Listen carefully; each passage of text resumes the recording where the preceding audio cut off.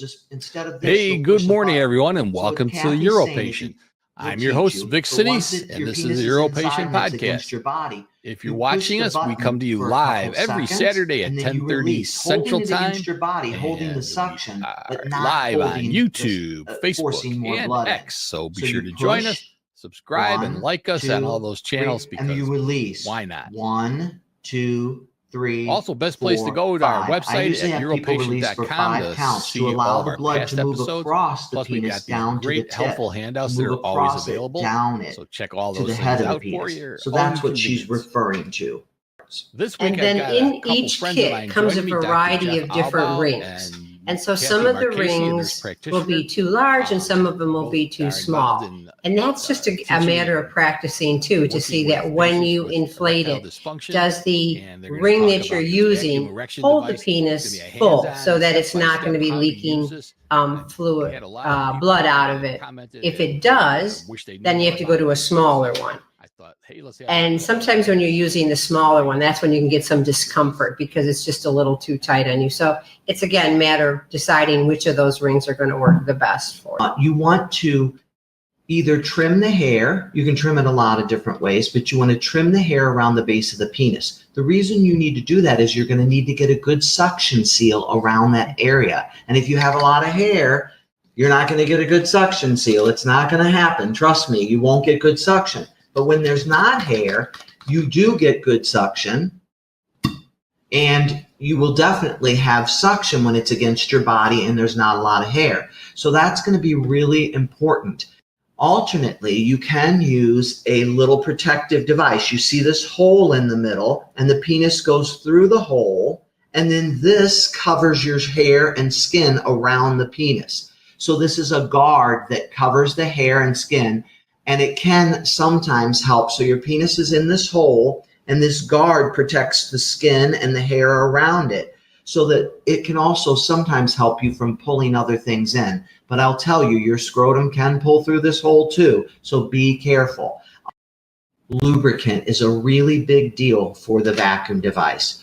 Water-soluble, water-based lubricant. Any water-soluble, any water-based lubricant is fine, but a water-based or a water-soluble lubricant. So where do you find those? Right in the pharmacy, next to the condoms and next to things like that.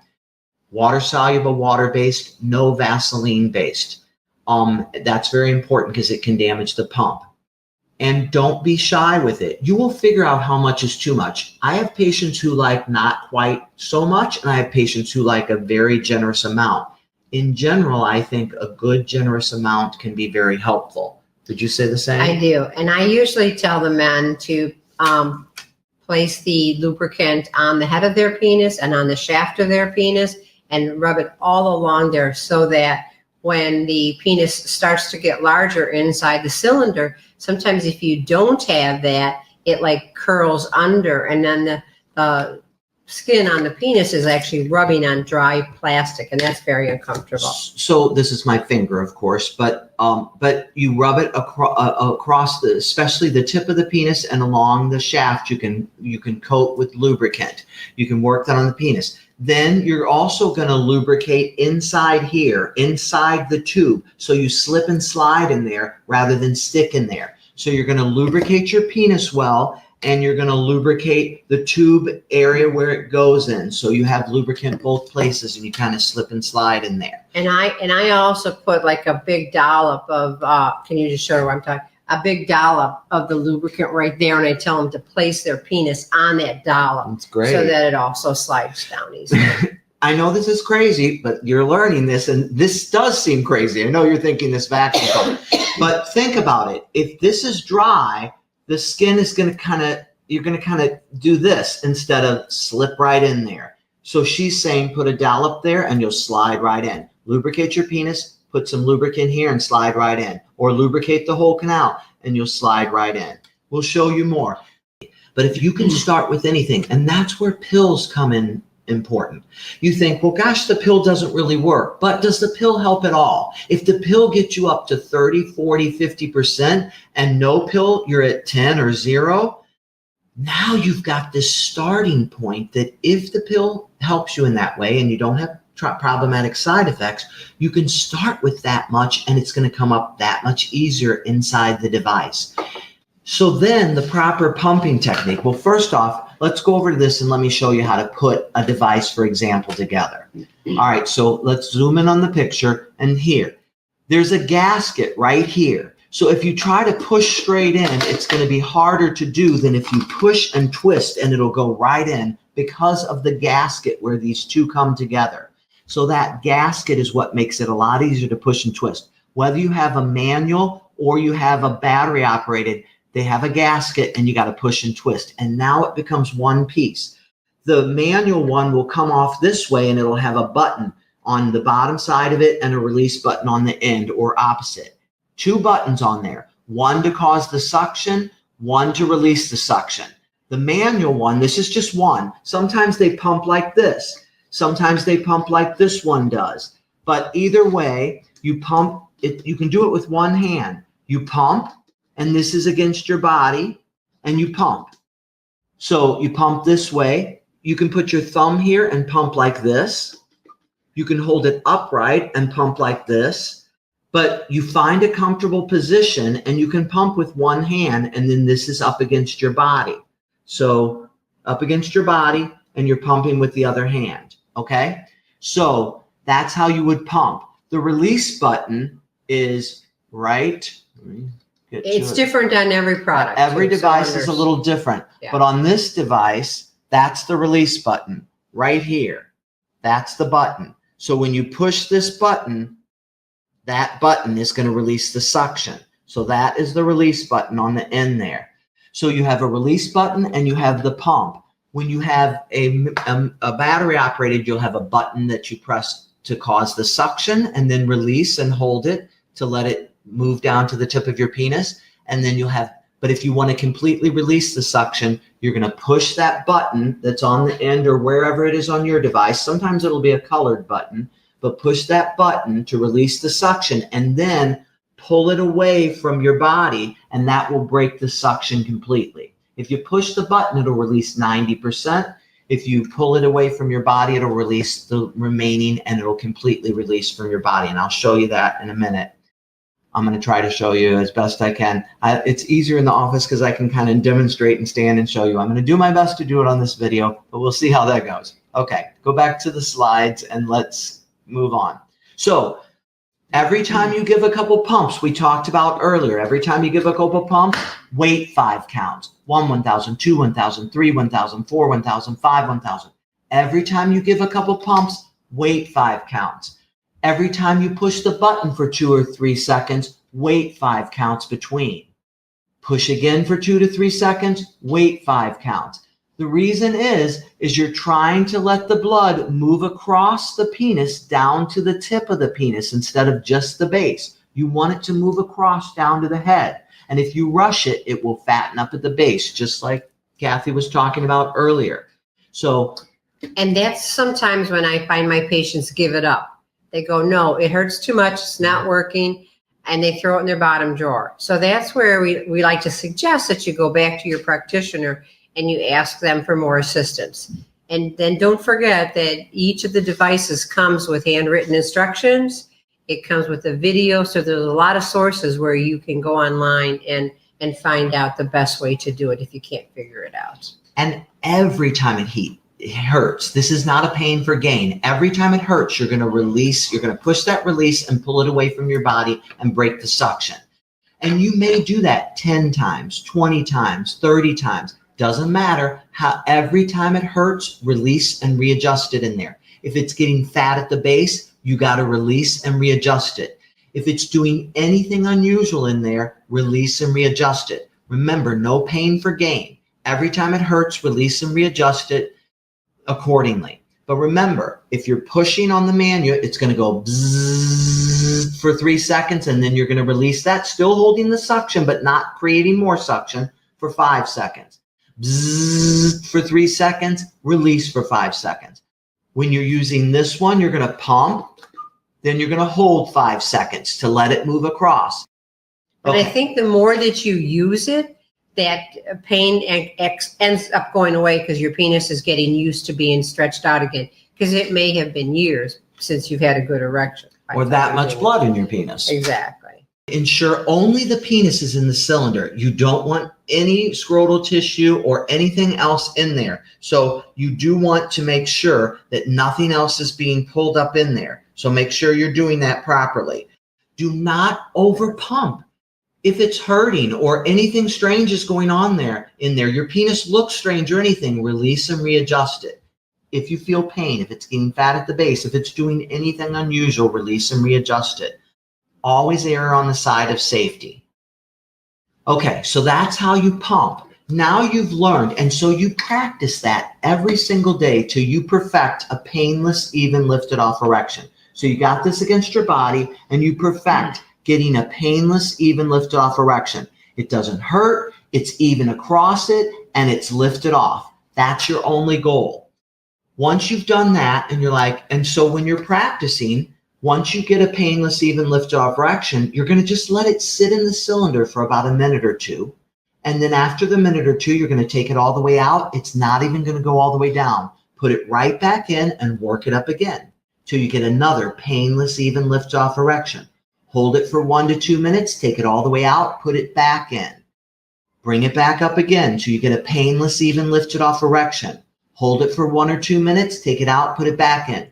We have people do 5 to 10 penis push-ups, holding them each a minute or two, painless, even and lifted off till you're like, got it, mastered it, know how to do it perfectly. Now you're ready for the rings, and not until you've done all that. So when you practice every day and you've gotten comfortable with that part of getting a painless, even, lifted off erection, now you're ready for rings. Demo things right now, and then never wear the ring more than 30 minutes. Don't fall asleep with it on. So that's this slide. We're going to move the slide away. I'm going to try to show you a few things. We'll see how this goes. You want to tell them why you don't leave it on for more than 30 minutes? Go ahead. Well, if you leave it on more than 30 minutes, the blood can coagulate, and then that can ruin your chances for getting a good erections again. So really important, 30 minutes and it comes off. Because remember, your blood needs to exchange blood and oxygen back and forth from your penis. And these rings are restricting the blood flow back and forth like a tourniquet. You wouldn't leave a tourniquet on for a long time either. You don't want to do that. It can be dangerous. So you want to take it off after 30 minutes max, or when you're finished. If that's sooner, take it off. But don't leave it on more than 30 minutes. Don't fall asleep with it on. Rings, there's all kinds of different ones. Start with the biggest one in your kit. And that ring, you can see these are to get it on and off. But the ring, your penis goes in here. That ring's going to go preloaded onto the device. So what you're going to do to put the ring on the device, there's a cone usually in your kit. If there's not, I'll show you how to stretch it across. But there's a cone. You're going to lubricate that cone with plenty of lubricant. You want to do it now? No, I'm not going to put real lubricant. Okay. I'm just going to show. So you lubricate it real good on here, because the ring's going to grab the lubricant as it goes on, and the lubricant will already be under it, which is wonderful. So you're going to do it like this, and then after you lubricate it, you're going to pull it across that lubricated cone onto here like that. And now the ring is on the edge of the device. So you can see the ring is on, let me see if I can get it on there, the edge of the device. See it on there? Okay, so you can also stretch it on, but now you would lubricate underneath where the ring goes, and you could stretch it across the end of the device like that so that it goes on like this. Here's what it looks like. It's on the end of the device. You've got it. Okay, there's lubricant underneath it. So either use the cone with lubricant and slip it across. With this device, there's all kinds of great devices out there. I've worked with this one from Encore. I've worked with Post-Evac. I've worked with Erectile. I've worked with Augusta Medical. I've worked with many, many different wonderful medical grade devices. This one has a little thing on here, and people always get confused, but all it does is when you twist this, it's going to push the ring off the tip. I'll show you what I mean. You put this on before you put the ring on. If you have one of these little outer things, it just pushes the ring off onto you, but you can use your fingers to do the same thing. If you want to put it on there first, put the cone on, pull the ring across. When you pull the ring across, it's going to land on there like this. Take the cone out, of course, and it's on there. But now when you twist this thing, it's going to make the ring just flew off. It's going to fly onto you rather than across the room, okay? So that ring's going to go off the device onto your penis, okay? And you want to make sure that you get the ring as far down the shaft of the penis as you can. It should be right up against your body. And so I'm just going to show you a little bit. Pretend like this is down there where it's supposed to be. But what's going to happen is as I twist this thing, it's going to push that ring off the device. And look, it's on my tie. Now, it'll be on your penis, not on your tie. But it's going to push it off the edge of the device onto you. If you don't want to use this little extra sheath, you don't need to. Do just like we showed you before. Get the ring on the device with the cone or stretch it across like I showed you. And now, instead of using that thing, you take 2 fingers like this on each side, 2 fingers or a finger and a thumb, and you push the ring off the device onto your penis, and it'll come off and go on you. These rings are older rings, so they slide off easier. I want you to understand that when you get your new device, the rings are much tighter. So you may have to Jeff made it look so simple, like, just push up. Sometimes it can be pretty hard, but just understand that's going to get better. And this is going to be firmly against your body with your penis inside. But when you put a finger on each side and push it off, it just flew across the room like it did with the other thing. Because what I'm showing you is, but anyway, what I'm showing you is that ring is going to pop off the device onto you and break the suction simultaneously. And that's exactly what you want. So watch. When you see it this way, watch this on my finger. Here's my finger. That would be your penis. You're pushing it off onto there. And now look. Now I can get the penis out. This is my finger. The penis out with the ring on it. I can get it out of there. And you can use that penis for penetrative intercourse with a partner. Okay? The ring's on your penis now. This is on my finger, but it's on your penis. Start with the loosest one because it's going to feel strange, and plenty of lubricant on your penis and on the device so the ring slips off the device onto your penis. Okay, now it's on your penis, right? Great. You're done. However long that takes, or 30 minutes, it's time to take it off. Now, what are these rings for? So you're going to pull on those rings. Kathy, can you kind of show how you pull on each side of the rings? They're going to come like this and gently pull. Pull. And it'll slide right off. So remember, your penis is well lubricated. And so when you pull on each side, you're releasing the tension. So your penis in the middle will start dropping. As it starts to drop and the lubricant's on there, you're going to inch this off your penis and wash it with soap and water. And what he means when he says dropping, the blood is leaving the penis. So after you first start to pull it apart a little bit, it gets smaller right away. Your penis is going flaccid. And as it goes flaccid with plenty of lubricant, you're going to inch this off the tip of your penis and you can wash it with soap and water and reuse it. Remember, it's hard to tell here, but see how much bigger this, hopefully you can see, one ring is than the other. They're different sizes, okay? So, and there's chunkier rings. This one is a thinner ring, some people like. This is a fatter ring. But there's all different rings. And so you need to find the ring that you like, and there's several different ones out there. So remember, never wear that more than 30 minutes. Don't fall asleep with it on. When you take it off, you stretch first, and then plenty of lubricant on your penis. You inch it off, wash it with soap and water. Okay, that's the ring. Do you want to tell them that you can use it more than once in a day? That's the beauty of this product. If you put the ring on, you leave it on for 30 minutes, but let's just say it's like an anniversary or you're interested in intercourse longer than 30 minutes. You can just let the blood leave the penis, rest for a second, and then you can do the whole thing all over again. So that can increase some of your spontaneity. Right. Give it as often as you want. So you think, well, maybe that morning you had sex, but you could that evening too. You just can't wear it for more than 30 minutes, and you need to give it a break between the 30-minute thing. But so you need to give it an hour or so break, but you could have sex a couple times in a day. That's for sure.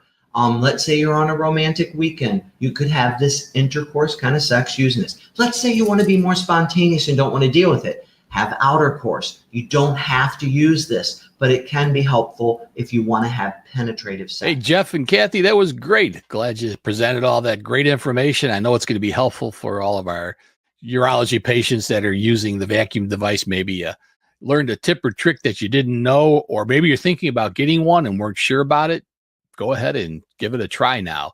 So be sure to join us every week for the UroPatient podcast.